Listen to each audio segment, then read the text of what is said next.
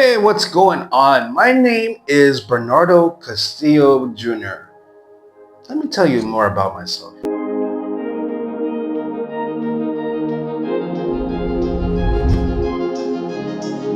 Well, I was born and raised in San Francisco, California in the 70s, and I lived there until my early 30s, and now I live here in the Philippines for about 16 years now.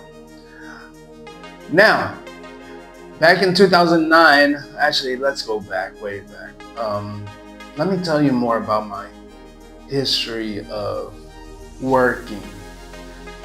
My last real job over there in the US was call center, Virgin Mobile. Now, that was back in 2005. It was really a cool job. Really rock and rollish. Of course, Richard Branson, he's the founder of the company. Very daring. Now, my experience with Virgin Mobile, I was there for 2 years, and great 2 years. I have no regrets of Virgin Mobile. It was a great company. I learned a lot about fixing cell phones and customer service, dealing with customers off the phone, and great experience. But I got laid off in 2007, and all the other employees, my co-workers, got laid off only because the business was moving. They didn't need us anymore. All our jobs actually went outsourced, either Philippines or in Colombia or wherever in other countries. And after that, didn't know what to do. So what I did was actually started working on cell phone, being an expert on BlackBerry, being an expert on how to unlock, jailbreak iPhones and everything like that. Started making YouTube videos and started unlocking and jailbreaking for a lot of customers in my area. So I was known as a cell phone guy. But I moved here in the Philippines with my parents. When my dad retired, we moved. My mother, my father, we moved here. I didn't know what to expect. I was planning to be here for only 2 months, but I loved the life over here for some reason.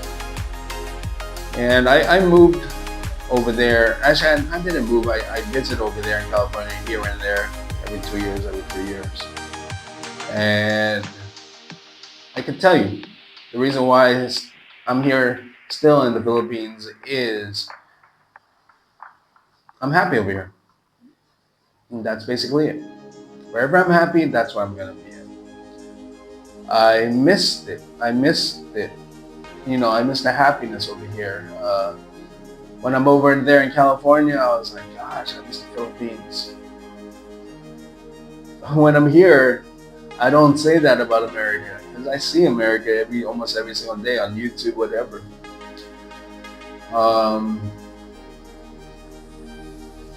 That's basically it. A lot of people always tell me, why you're here, why you're not in America? You make more money over there and it's better life over there.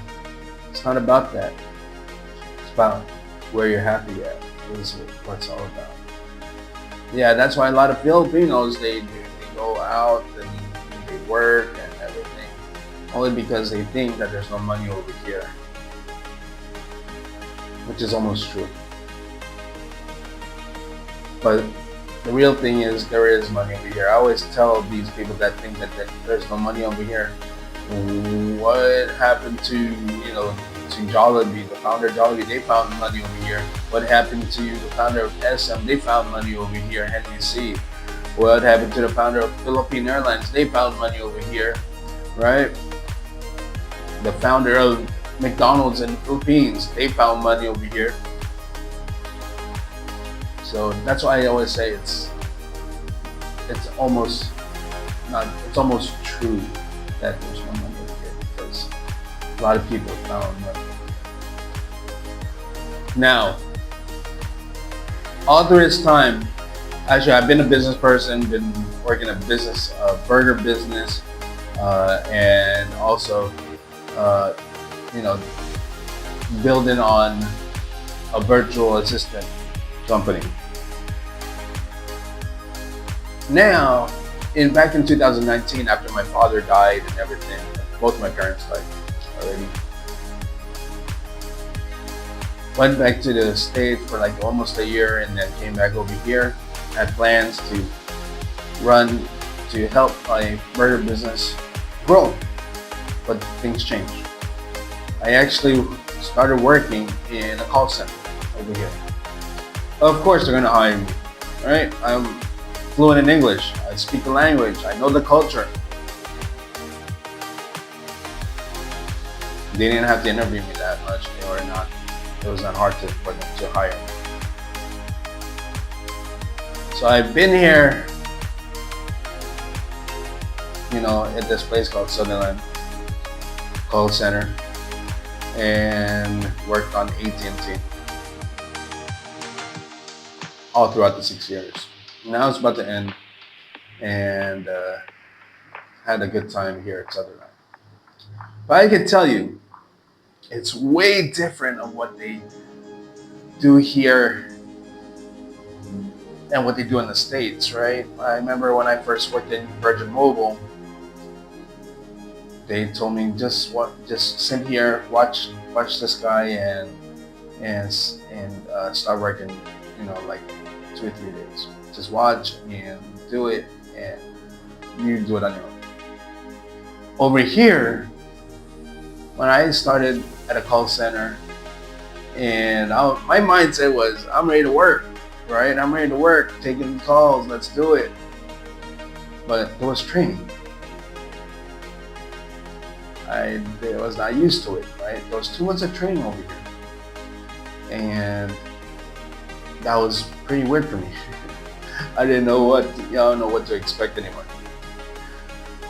So after the training, actually, during the training, I wasn't used to Filipinos instructing me, so I was not comfortable, right? So I was not comfortable talking to them in English and conversating in English when the culture wasn't there. Now, when I talk to an American, I know the culture and I'm comfortable with them because I know what they go through. So it was kind of weird. When I took my first call, it was an irate person, and I handled them really, really fine. Right? My coach was like, "Oh my gosh, you handled that really, really good." And she was yelling at you left and right in your ear. I told her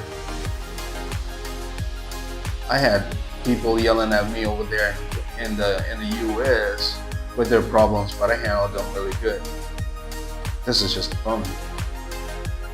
It's much more easier. And she was like, wow. So handling customers in the US is really, really easy for me. Whatever they need, whatever they want, customer service is my thing. I know their culture, I know their ways of talk, I know how to get them.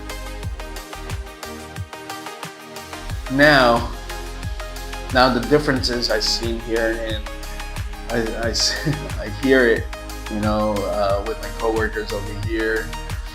The racist kind of things that Americans say. I told them I'm used to it. It doesn't bother me. Of course, I would hear from them. Yeah, my customer told me that they wanted to speak to an American, an onshore American. Why?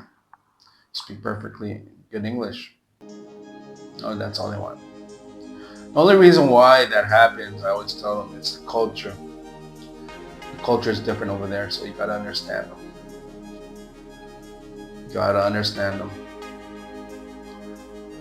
If something like me, I would get offended if they told me something like that. But the thing is, I know the culture. I know how to talk to them. But if they still want to do it, I'll let them do it. I'll go ahead and talk to an American onshore rep, which I know how things are worked over there. And that's why a lot of people works with me a little bit easily and very comfortable working with me when I'm on the phone. Is this a thing anymore?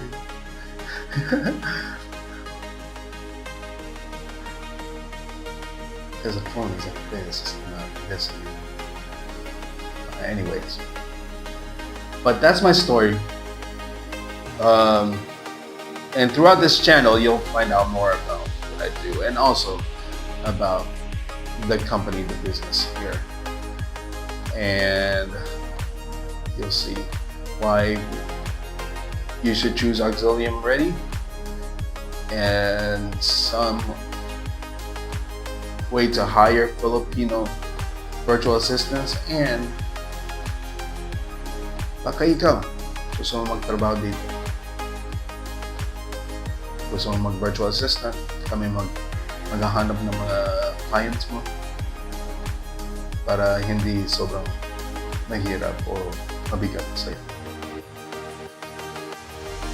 Alright, this is Bernardo Castillo Jr. That's all I have to say here. That's my story, and you probably hear a little bit more down the way.